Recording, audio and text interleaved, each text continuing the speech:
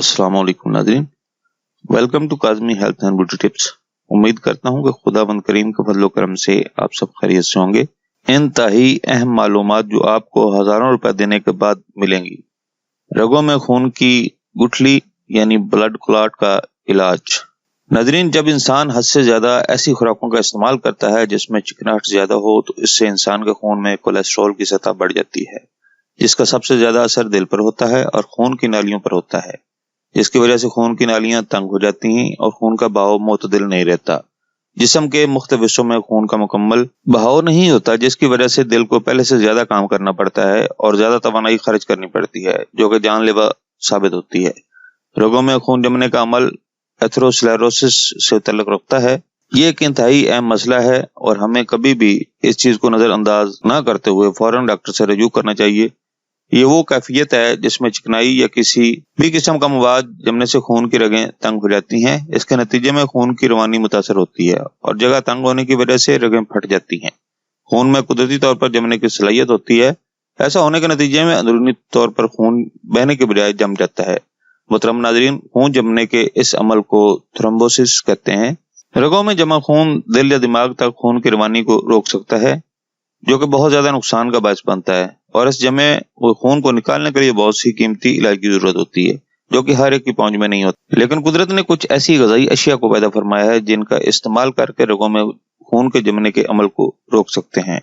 Number 1, सोया। नाजरीन, खाने में सोया का मुस्तकिल इस्तेमाल थ्रोम्बोसिस से बचने में मदद देता है।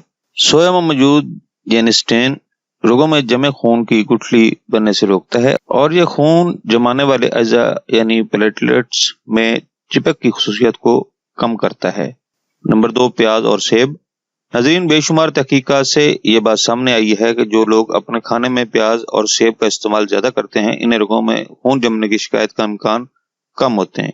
और ये दोनों अशिया कुछ ऐसे अज़ा से भरपूर होते हैं जो रगों में खून की गुठली को घुलाने में मदद देते हैं, इसलिए इन दोनों का इस्तेमाल मामूल से ज्यादा करना चाहिए। नंबर 3, माल्टा। माल्टा में मौजूद एसिड का सबसे पहले फायदा दौरान खून का मुतदिल और रवा होना है।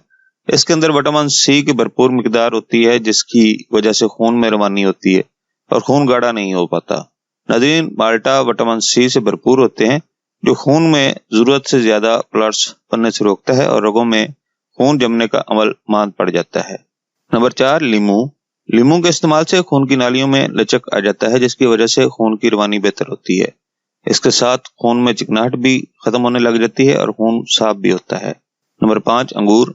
ब्रेन हेमरेज के शिकार अफराद को डॉक्टर अंगूर तजवीज करते हैं, क्योंकि इसमें शामिल अज्जा खून को जमने से रोकता है और जमे हुए खून को रवा करता है। इसके साथ खून की रगें खुल जाती हैं और खून की कमी भी इससे पूरी होती है।